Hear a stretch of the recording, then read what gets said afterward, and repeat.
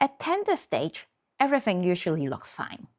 Price looks right, sample looks clean, and drawings are approved. Nothing feels obviously wrong. But this is exactly where project starts going off. Not on site, at the moment you appoint the vendor. Because once you award, you have already logged in the vendor's capability, whether it's enough or not. I'm Helen Tsui.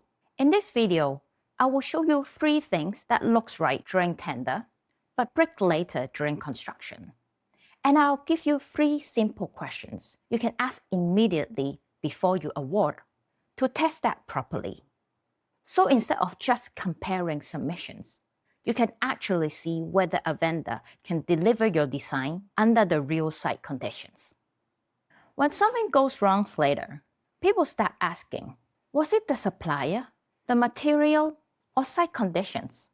But by the time you're asking those questions, the decision is already made. You have already committed to a vendor, and what you're really seeing on site is the limit of their capability showing up. At tender stage, you are selecting based on what you can see, but what matters more only show up later. That's where things start going wrong.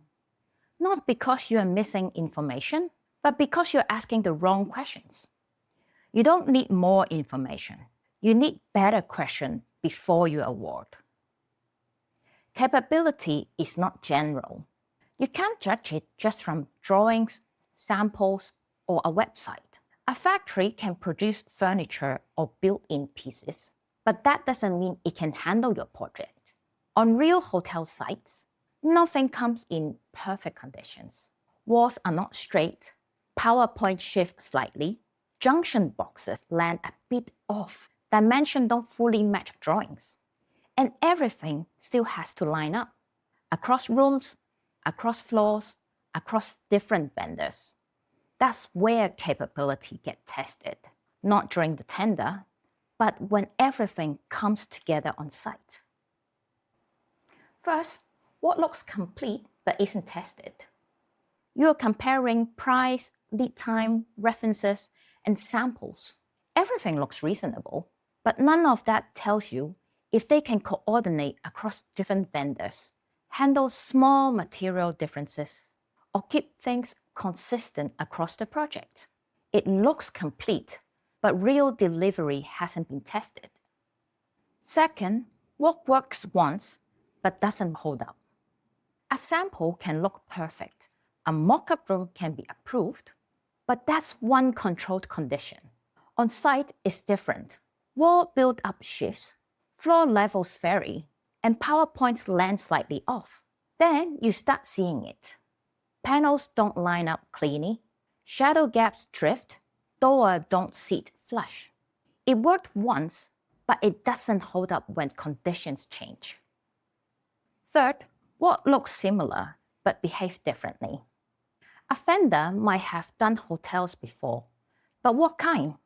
Was it standard layout or tight condition with precise alignment and multiple materials intersections? Those are very different demands. One allows adjustment, the other doesn't. So we have done hotels before doesn't actually tell you much. This is where it shows up cleanly. A wardrobe looks fine in mock-up, but across 100 rooms, slab changes cause alignment to drift. A vanity top looks perfect in prototype, but when plumbing shifts slightly, joints stop lining up. A vendor is responsive during tender, but once drawings change, coordination slows, and sites start reacting. These are not site mistakes. They are the vendor's capability limits showing up. This is where teams get misled. During tender, everything feels under control, so people assume construction will follow. But what you are seeing is the front end, not the system behind it. Projects are not delivered by presentations. They are delivered by how things are actually built. At this stage, most teams already have enough information: submissions, samples, references. What is missing is how to test it properly. You don't need more information. You need better questions before you award. 3 questions you can ask immediately before you award. First, where does this actually get difficult to build? Don't ask where it works. Ask where it becomes hard to build, at corners, junctions, tight spaces, and material connections. If a vendor avoids that or stays general, they're not controlling the work. They're reacting to it. Second, same detail. What happens when conditions change? Take one detail and shift the situation. Uneven wall, slightly off power points, tight installation space. If the answer is, we adjust on site, that's not a plan.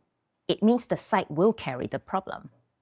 A capable vendor will explain how they prepare for that before they reach sites. Third, when it doesn't match, who actually takes responsibility? Be clear, when things don't match drawings, who owns it? If the answer is unclear or pushed to others, the risk is actually inside your project, and it will show up later as delay, extra cost, or arguments on site.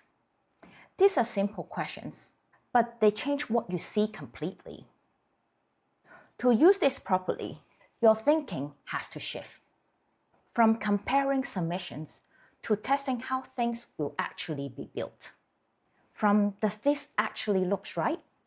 To will this still work when conditions aren't perfect? From confidence in meetings to control during construction. Once you see that, the same tender reads very differently. At the point, vendor selection is no longer procurement. You're not asking which vendor looks acceptable. You're asking who can actually deliver this when things are not ideal. Across projects, vendor problems don't start in the factory. They start when capability is assumed instead of checked. A vendor doesn't fail just on site. They reveal what no one asked properly during selection. At this stage, the decision is not about choosing the best vendor. It's about looking in the wrong one. You don't need more information.